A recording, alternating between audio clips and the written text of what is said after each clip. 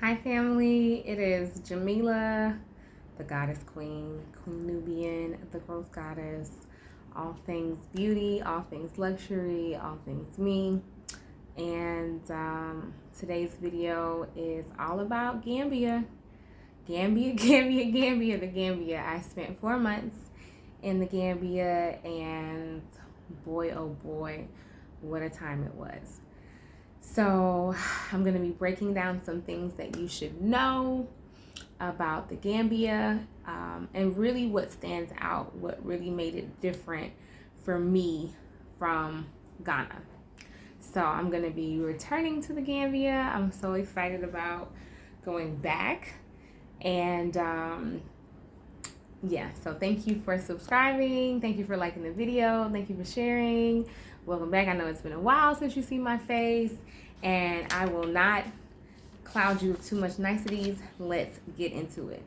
So the first thing that's really distinct about Gambia that you should know is that Gambia is a virgin land.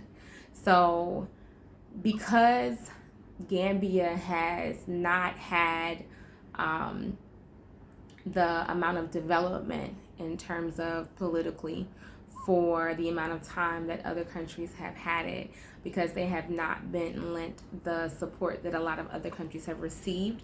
Gambia is new, ready, wide open, and it feels like very fertile ground. Gambia is the type of place that you can come to and literally plant the seeds that you want to plant and see them grow, literally, from farming to buying land to starting businesses, etc., etc.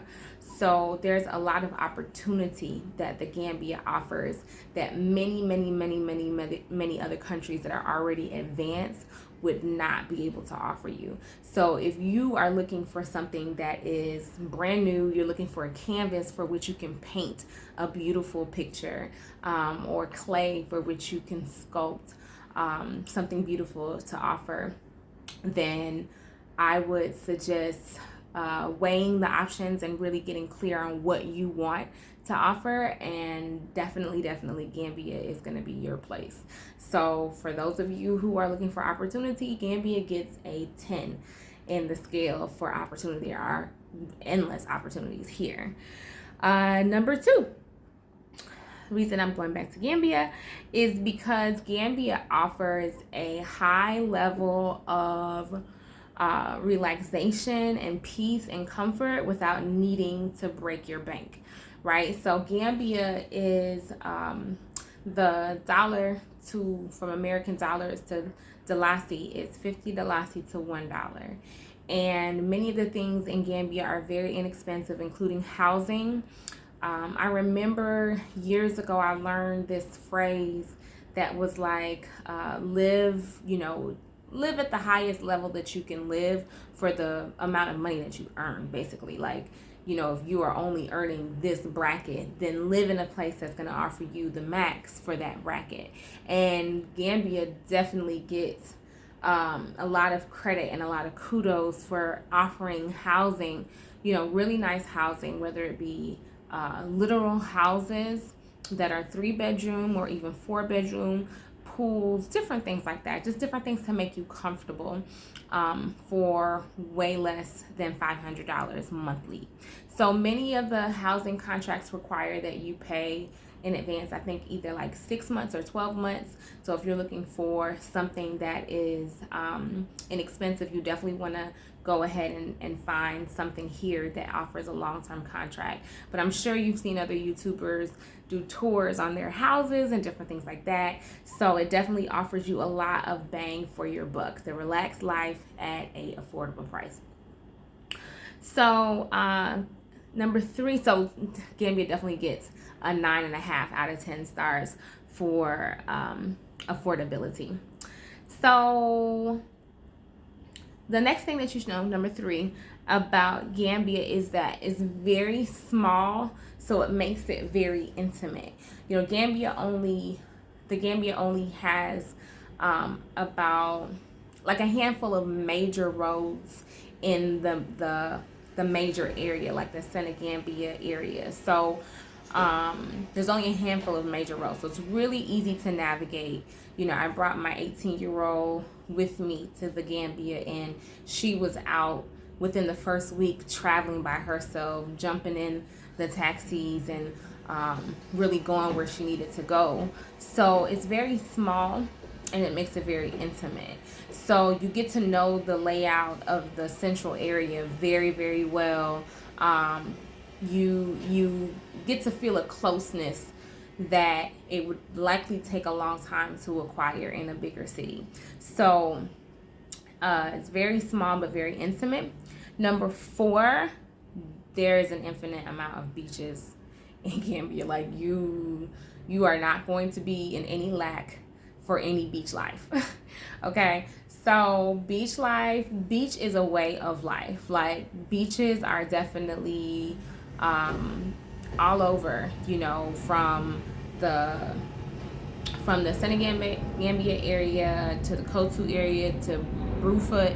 You know, there is a lot of beach to enjoy, and if beaches are something that you enjoy and that you need, you're not going to be in any shortage for beaches in Gambia. Now, the one thing that I didn't know about Gambia, and this might just be my own like geographical mixed up and lack of understanding, but I had no idea that the weather changed like and got chilly in Gambia. So at a certain point, in going to the beach, like the water was cold. I was like, what is this? Like, this is not okay. And it's very different because now I'm in Ghana at the moment, and in Ghana, like, you know, it could be December and it's still hot, but that's because geographically it's right on the equator. So I didn't know that. And when I was in Gambia, you know, I stayed there long enough to experience the transition of the weather. You know, I had to wear a jacket in a couple months. I think in the month of February, I was wearing a jacket with an attitude.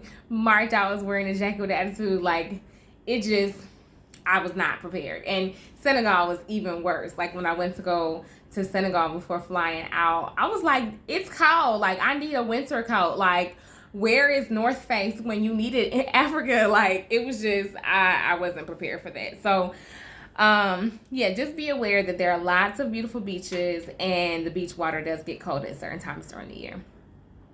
So that is number 1, 2, 3, 4. Okay, so that's number 4. So Gambia definitely gets a 10 out of 10 for the plentiful amount of beaches that exist. Number 5. The people of Gambia are literally it, like capital I, capital T. When I first got to Gambia, I was a little bit confused about what all the hype was, right? Let's just be honest. Yes, I'm going back, and I'll tell you why I'm going back. But the people. So when I first got there, I was a little confused. And I was confused because I was like, what is all the hype about Gambia? Like, I came there and it felt like I was in a beach town. So I compared Gambia to a beach town. I compare it to, like, if you've been to South Carolina, and you know how they have, like, just towns that are small, intimate. Everybody knows everybody. Like, you see familiar faces. People greet you. Gambia definitely has that vibe. So, you know, it's a lot of sand. It's a lot of, you know, dirt roads. There's a lot of those things. So I was confused. I was like, what is the big deal about Gambia? You know, I didn't come to Gambia because of the YouTube hype. Like, I didn't come because I watched another YouTuber, blah, blah, blah. I came on my own spiritual journey. I was directed to come here by my deceased father. And that's where I came. Like, I listened to what I was told to do, and I came as a result of that. But when I first came, I was like, what is the big hype? Like, I had watched some videos after being instructed to come, and I was like, what's the big hype? Because it was just so kind of relaxed and low-key. And what I learned after spending, you know, maybe 2 weeks there in Gambia is that the people of Gambia make the Gambia a great place to be. So what do I mean when I say that? I mean that, You know how some cities are attractive because they're beautiful. Some cities are attractive because they're entertaining. Some cities are attractive because they're historical. The Gambia has a lot of attraction due to the people. The people are the community. The people are the welcoming board. The people can make you feel like a part of the family. And that's something pretty significant, like super significant. You know, even when my daughter moved to London, she made not one single solitary friend.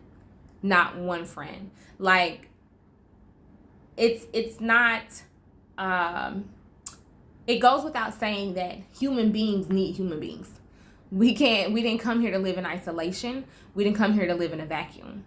So being in a place like the Gambia and being welcomed the way that I was welcomed, the way that my daughter was welcomed, from the restaurant owners at Motu to Murad over at Rendezvous to Nima welcoming us. You know, she was managing a restaurant in the Senegambia area, to the spa, the Senegambia Hotel. Like, we were welcome. We've been loved, you know, and we've been loved on by the people. You know, there's times where I've been to the grocery store, you know, we would go together, but when I would go by myself, the girls at the grocery would be like, hey, you know, where's your sister? I have not seen your sister. They think my daughter's my sister. So, where's your sister? I have not seen her in a long time. And it's like, it's this vibe. There's a lot of love. There's a lot of love. And I won't try to paint the picture that it's all peaches and cream, that it's all love, that I never had any problems. I will say that my number one problem with the people came from my experiences being on beaches by myself as a attractive woman, as a beautiful woman, going on the beach by yourself. You will be approached by beach bums. You will be approached by, they call them bumpsters, right? The bumpsters are ridiculous. They don't have boundaries. They don't understand boundaries. They don't understand, like, I'm not interested in your intention. Like, you know, they come, they ask you, what's your name? If you don't want to tell them your name, sometimes they can be a little aggressive. Like, nobody's going to touch you. Nobody's going to physically assault you. That's not what I've experienced. But even just making it clear, like, Buguma Wahayo, I don't want to talk to you. Like, I'm not interested. I've had to say that several times, you know, to let people know, like, back off. So, ladies, if you're traveling here by yourself, if ever, and you're not coming to stay with me at my housing, my bed and breakfast, then for certain sure, make sure that you know a few wall-off words just to make it clear, just to let people know back, give you your space, etc. I stayed in the Senegambia area, which is basically like the party district. I can only compare it to like places I've been, so like Midtown in Atlanta. So staying right in the hub of everything. And that was really, really, really rough for me because I like my peace. And being there, like walking around, you know, people will definitely approach. And that's something that is definitely Gambian, because I've been in Ghana and it's not like that. I've been in Senegal and it's not like that. Like, it's just not that same experience. So but the people, you know, in general, the women of Gambia are some of the most nurturing, loving women I have ever met in my entire life. Like, I sit around and I just watch them interact with their babies, watch them interact with their families, watch them interact with their mothers. You know, the way that they approach you, the way that they approach me is by calling me sister. So, sister, can you, you know, or sister, do you know where? So that's how I speak to them. Sister, sister, sister. So it's definitely an element of love there that you can feel. It's very potent and you can feel it. And even in interacting with the expats or repats who are in Gambia, like, there's just a lot of close connection. Like, you can really use the opportunity there to actually build community, to be in communion with others who are from London, or others who are from Atlanta, you know, and really, really build and compound your relationships. So that's been very beautiful. Everyone knows that I did a production alongside my daughter. My daughter and I created a production in Gambia, and it took a lot of resources, and we needed a lot of help. And when I tell you, Gambia came through for us in a way that Atlanta never has and never could and never did. So I give thanks for the Gambia and the Gambians, for the hospitality, for the love. And it's one of the few places that, even without the lights, the camera, the action, it's one of the few places that's felt like home.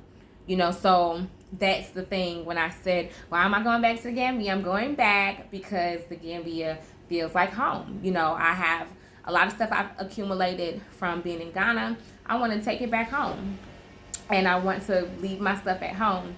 And they say home is where the heart is. So home is where I actually laid my father's ashes, because again, I was instructed to go to Gambia. So latest ashes. So I'll discuss that in another video if necessary, if people are asking about it. So at any rate, some of the cons that, one really big con. This is one really big con in Gambia. So I was talking to a girl I met in Ghana the other day, Tilvia, and she was like, how come I always see the same streets on these YouTube videos, the same things over and over again, the same restaurants? And I'm like, baby, you gotta understand, Gambia is not built up like Ghana. Ghana is what I call a senior citizen. In terms of development, Ghana is a senior citizen. So Ghana is 60 something years old. Gambia is an infant. It is like 6 months old. It might not even be holding up its head good, and sitting up straight. Like, it's definitely trying to crawl, trying to waddle, but it's definitely an infant. That's why we call it a virgin land. So it does not offer the foundations of like luxury that I really have enjoyed in Ghana.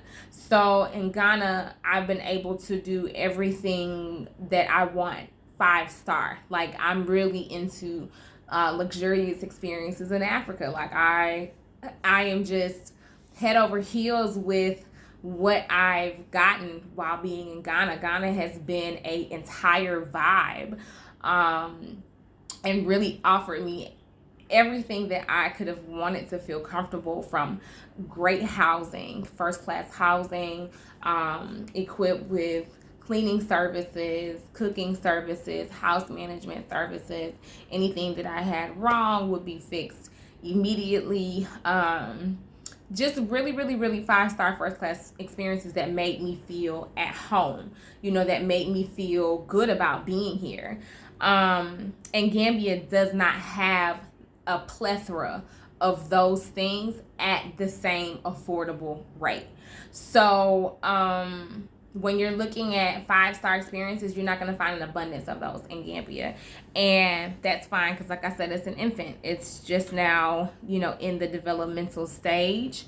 So when you walk the streets, if you watch any YouTube videos, you will see that there's a lot of dirt. There's a lot of dirt. When people walk in the streets, there's a lot of dirt. So that's telling you sidewalks are not there. Streets are not there. Like, you have streets, of course, but you're not looking at a fully developed city, that is containing all of these pieces of infrastructure. And so I'm trying to make sure that I'm giving the most accurate depiction of my experience in Gambia, because the last thing I want to do is pull an R. Kathy. I'm actually from Atlanta, meaning that no, I didn't migrate from another state and moved to, like, I grew up in Atlanta. I've been there since 88. And, I want to make sure that I'm giving an accurate description, accurate depiction of what my experience was like. And so that is the one thing that I would say is a big con for me. Now, if you're not coming over here with the expectation to do anything 5-star, then it's a non-factor.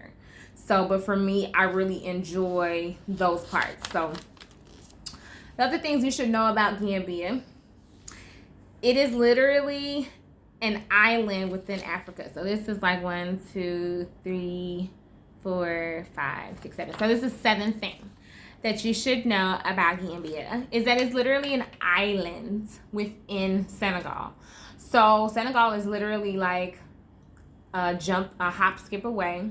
You can take a ferry, take a bike, go to Senegal, stay for the weekend, come back, which we did a couple times when I was there before. So it's an island within Africa, and when I tell you that there is a high level of Caribbean vibe that just booms through Gambia. Like, there's a Caribbean heartbeat in Gambia. Like, even when you're in taxis, so taxis are everywhere. There's probably more taxis than people.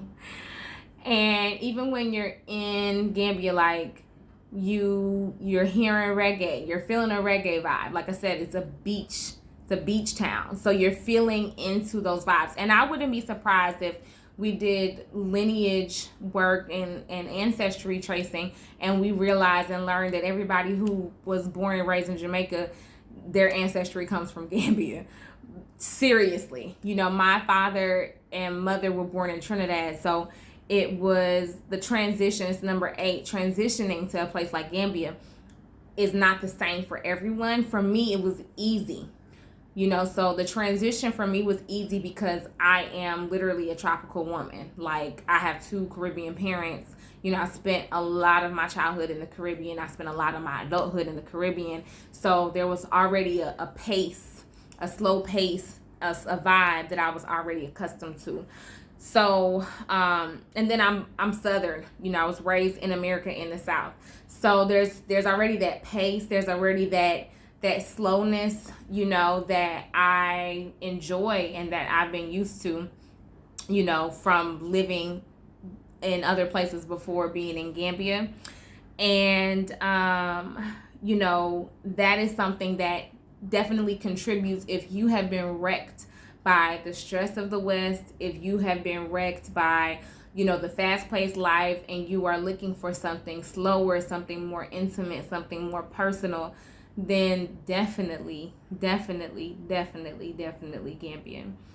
So these are all the reasons I'm returning to Gambia. Like I said, please, you know, share with your friends or subscribe or whatever. You know, I don't really post a whole lot, but when I do, it's popping. So, yeah. So, and then number 9 is the Gambia. Reason I'm returning is because the Gambia really aligns with my plans. It really aligns with what I came to Africa to do. You know, here's my newest baby. Here's my newest addition, you know, because this is now an extension of me. This is literally describing my journey here. It's when I'm pledging, this is what I'm pledging to, right? And even when I get a little closer so you can see the detailing, and this I got here in Ghana. So before you ask, I got it here since I've been here. So with this particular baby, and the reason I say it aligns, this here is an Ndinkra symbol, and it represents royalty. It represents leadership. It is the king of Ndinkra symbols, in that in and of itself, it speaks power. Now, what I think is really interesting about this symbol is I just learned about it before getting this tattoo. But if you look at my finger, I literally got the same circles around my finger. Let's see. Gotta do it like the YouTube makeup people. I literally got the same circles around on my finger maybe about 2 years ago. I kept seeing that symbol pop up, and I was like, okay, I don't know what this is popping up over and over again, but I'm just gonna tattoo it on my finger. So I got it tattooed on my finger, and it's fading away now. So now it's back again over my heart. So I decided to make that the base for my son, you know, in Africa. And then here is a flower.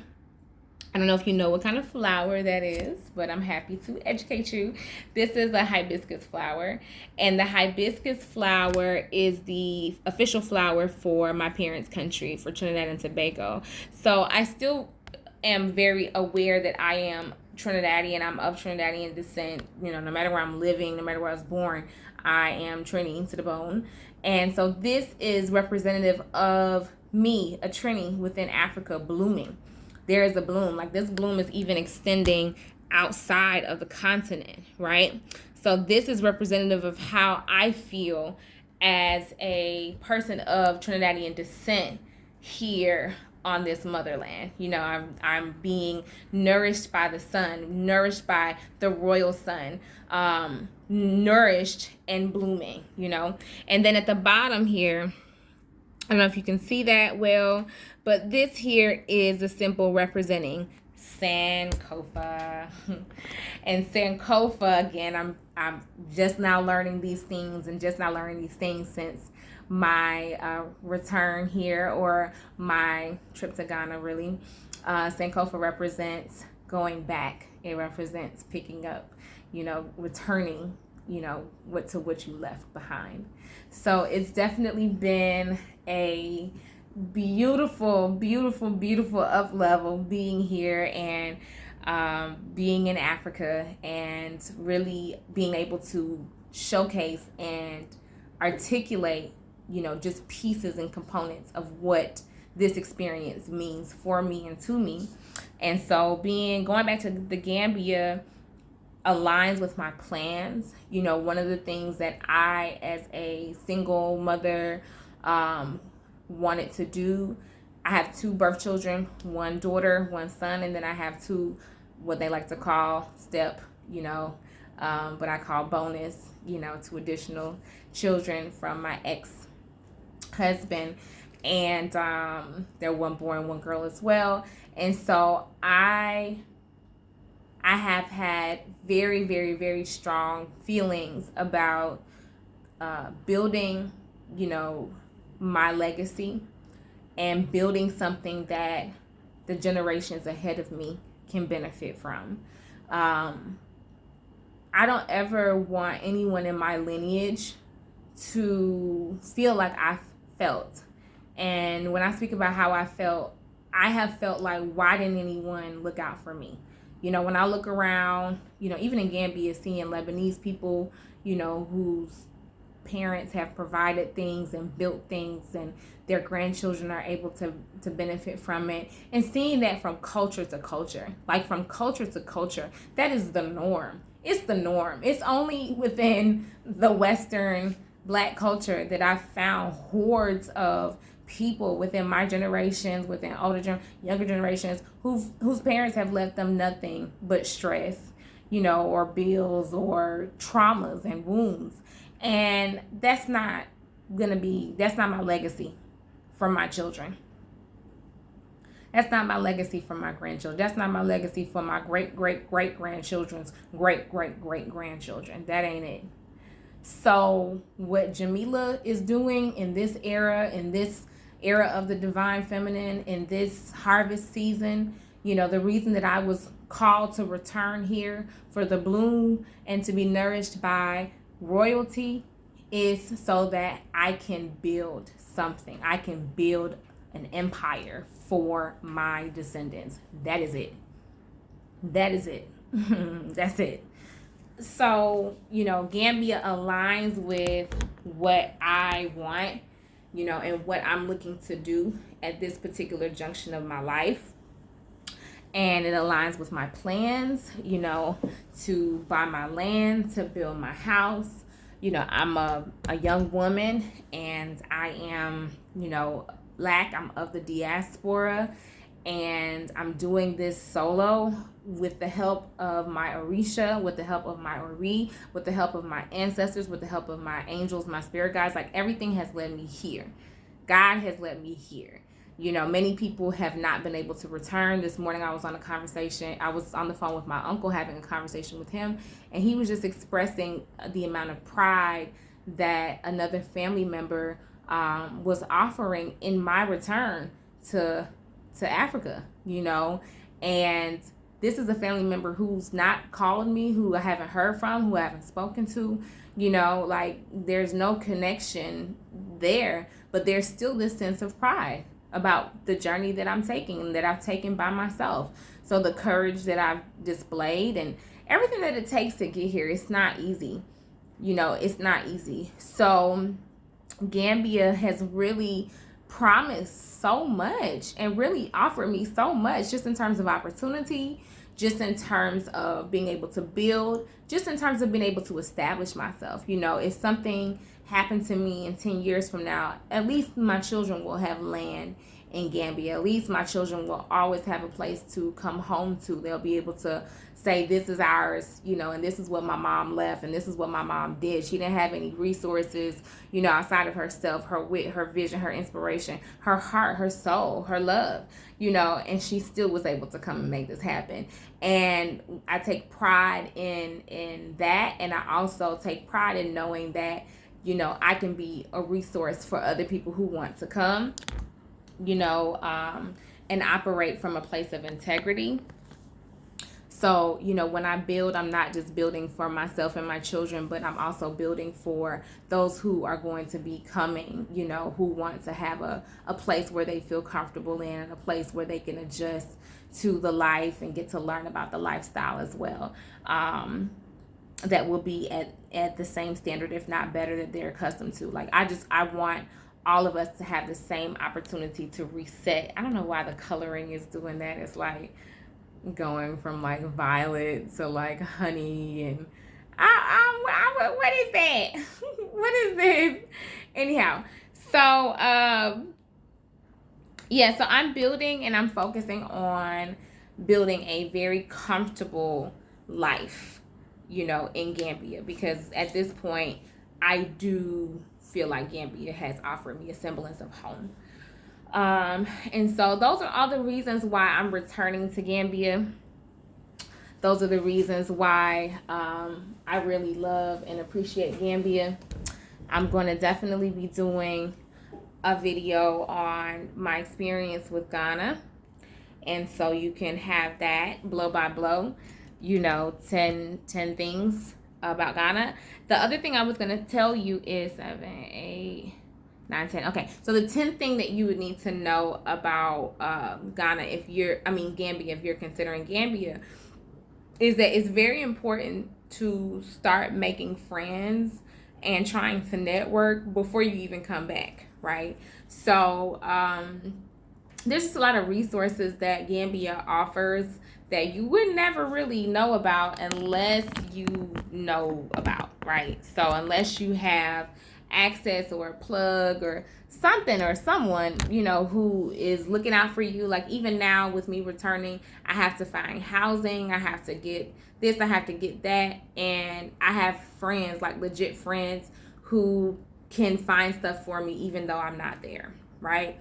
And even to speak to that, like for the first 2 weeks after I left Gambia, I was getting a text message no less than every single day from someone in Gambia who was checking on me, who's like, how are you? You know, I miss you. That's one of their favorite things to say. When they love you, they tell you, I miss you. There's no like, oh, you know, I'm a thug, blah, blah, blah, blah. Or, you know, there's definitely open emotional displays of love and appreciation for the people, you know, from the people. So there's just so much I can say about, you know, my experience. But those are the things that stand out the most for me. And, you know, one other really big reason that I am returning to Gambia is because I have a bae there in Gambia, so I'm gonna go back and see bae and spend time with bae. And I probably will make a separate video on like Gambian men, because I have very like clear points I'd like to make about Gambian men. So if you're a single woman and you're thinking about coming to Gambia, there's things that you should know about Gambia and Gambian men, but I don't want to make this video go over freaking 34 minutes, so that's it. 35 minutes, boom. So if you have any questions, please drop them in the comments, and definitely feel free to like, share, subscribe, all that good stuff. And let me know if there's any other videos that you would like me to make, because I'm doing my best, y'all. I know it's been like a minute since my last one, but at the end of the day, you know, I'm still, sis is still working, sis is still doing what sis does, right? So I love you all very much, and I will see you soon. I am busy planning a retreat to Tanzania right now. The retreat is going to be during the month of September, so if you're interested in that, then definitely drop a line. I can send you a link. You can book an appointment. We can chat about it and go from there. So thank you so much. I'll talk to you soon, YouTube. Bye.